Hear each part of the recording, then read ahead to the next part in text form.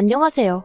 결혼한 지 2년 차임에도 불구하고 이혼을 하게 된 30대 여성입니다. 이렇게 남에게 제 이야기를 해보는 게 처음이라 어디서부터 어떻게 이야기를 해야 할지 잘 모르겠지만 두서가 없더라도 들어주세요. 이렇게라도 털어놓지 않으면 정말 글자 그대로 돌아버릴 것 같거든요. 일단 이혼을 결심하게 된 건 어머님 때문입니다.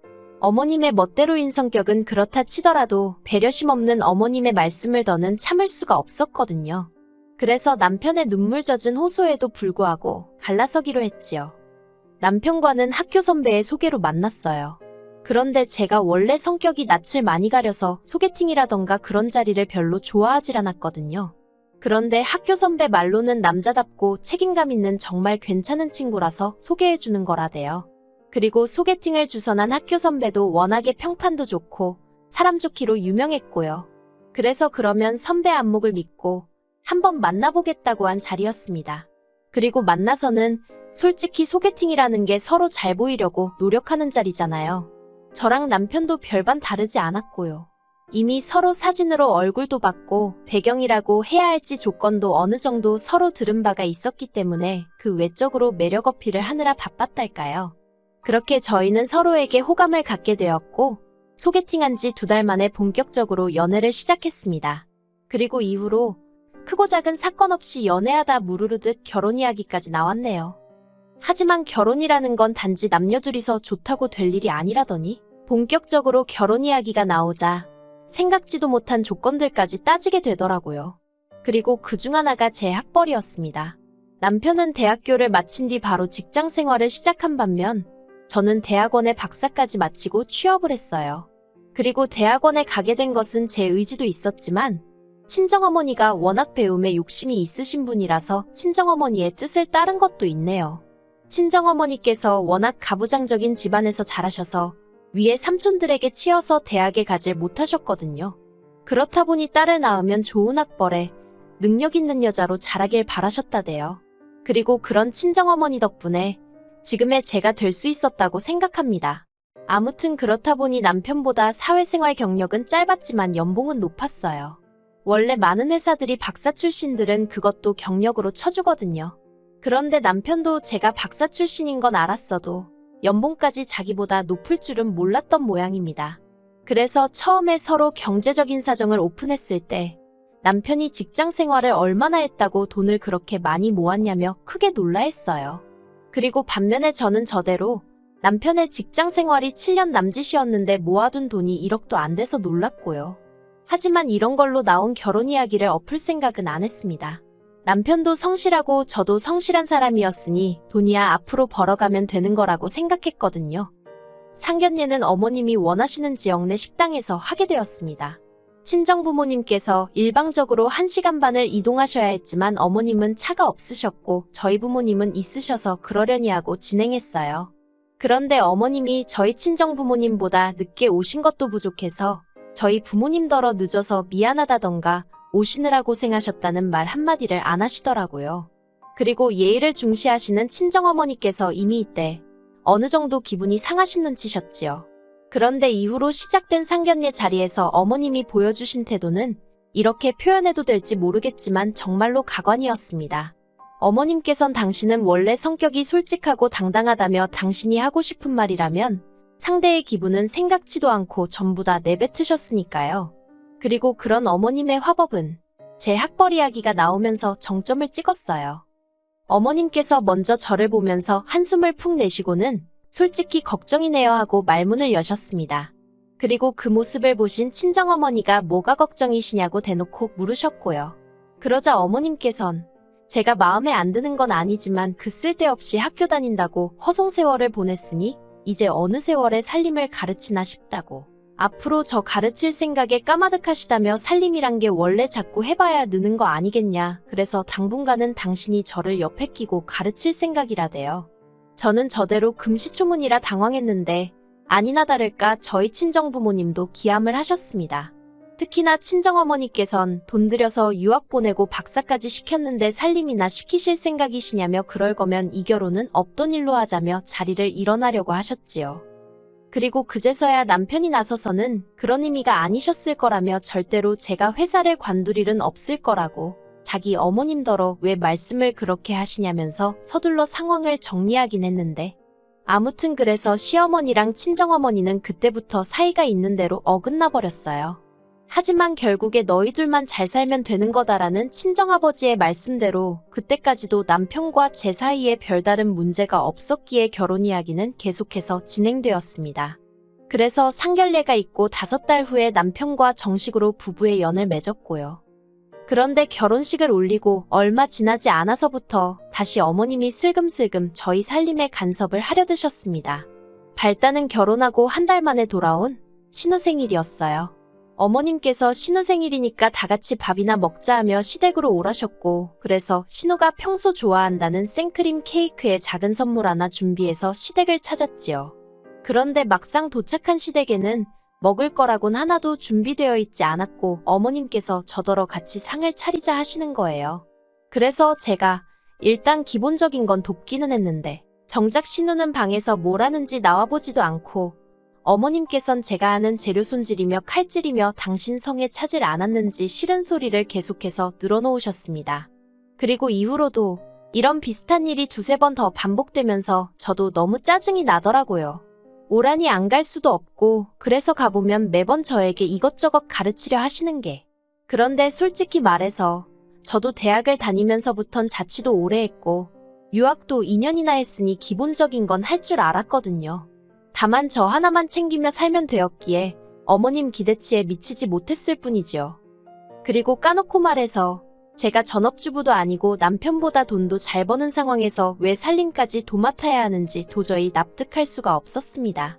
특히 음식에 있어서는 둘 다 아침도 안 먹지.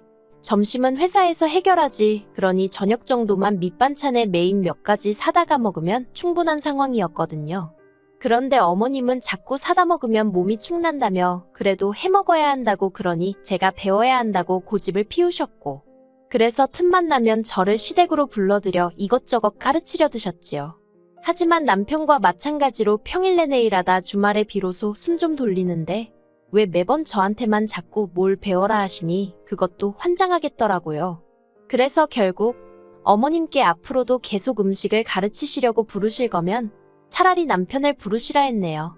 그 사람이 저보다 부엌 일도 잘하고 먹는 것도 좋아하니까 그 사람이 배우는 편이 훨씬 효율적일 거라고요. 그러자 어머님 얼굴이 울그락불그락. 그리고 물론 남편이 불려지는 일은 없었습니다. 하지만 겨우 어머님이 저한테 음식을 가르치려 드셨다고 제가 남편하고 이혼까지 생각한 것은 아니에요. 결정적으로 제 마음이 식어버리게 만든 건 올해 초 있었던 일 때문이에요.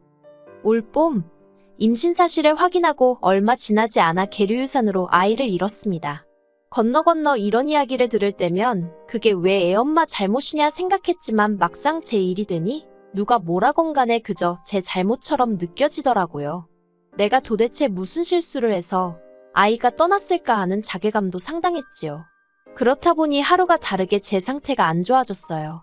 솔직히 당시에 저는 잘 몰랐지만 주변 사람들이 보기에는 당장이라도 쓰러질 것 마냥 딱했다대요. 아무튼 그래서 결국 회사에 휴직을 내고 친정에서 요양을 하게 되었어요. 남편하고 상의 끝에 결정된 일이었고요. 그런데 이 사실을 알게 되신 어머님께서 영 마뜩찮아 하셨습니다. 대놓고 말씀은 안 하셨지만 무슨 대단한 일을 했다고 남편 두고 친정까지 가고 그러냐와 다름없는 이야기를 몇 번이나 하셨으니까요.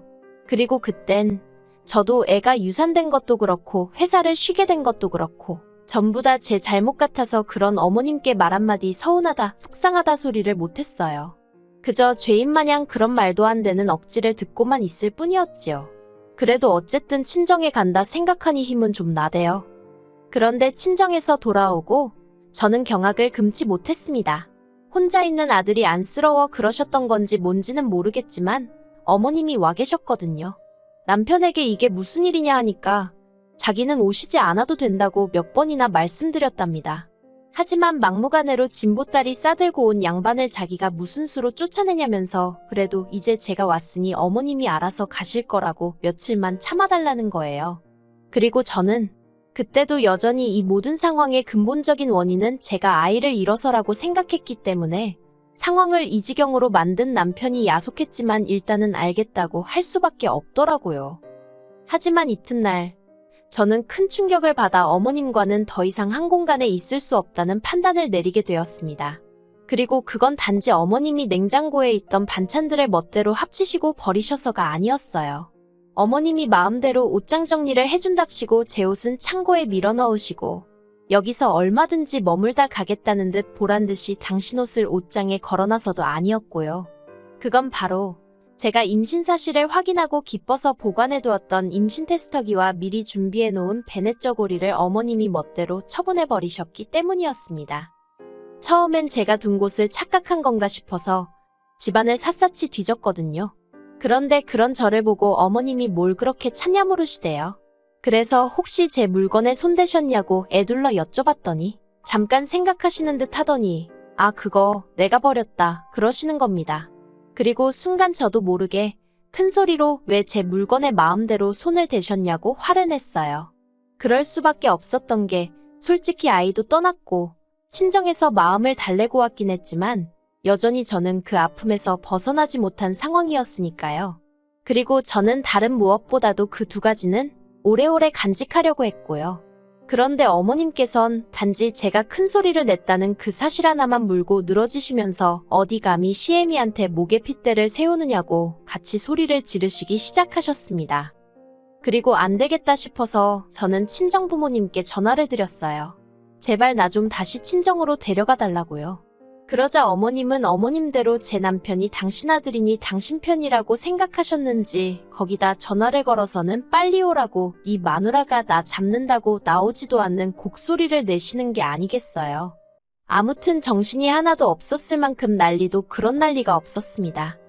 이윽고 저희 친정부모님이 도착하시기가 무섭게 남편까지 헐레벌떡 집 안으로 들어오대요.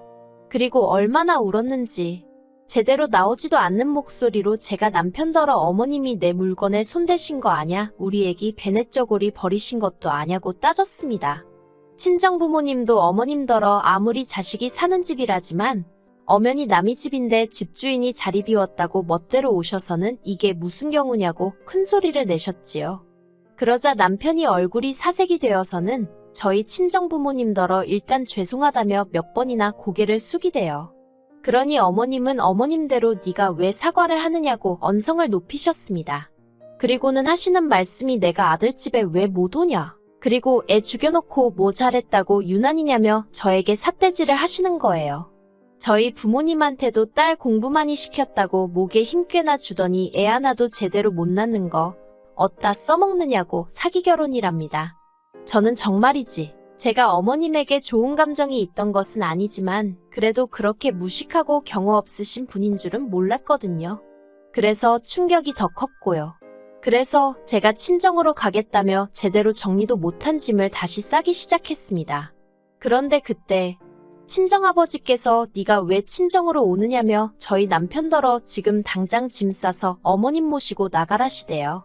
엄연히 이 집이 내 명인데 왜 내 딸이 집을 비우느냐고 네가 나가라고요. 그러자 어머님께서 영문을 모르겠다는 듯 당황한 얼굴로 남편에게 이게 무슨 말이냐고 따지셨습니다.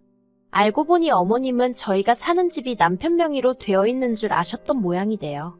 그리고 그 자리에서 남편이 말하기를 하도 어머님이 저를 밉게 보셔서 자기 딴에는 점수 좀 따겠다고 저희 친정아버지가 자기 앞으로 집을 해주셨다고 했었답니다.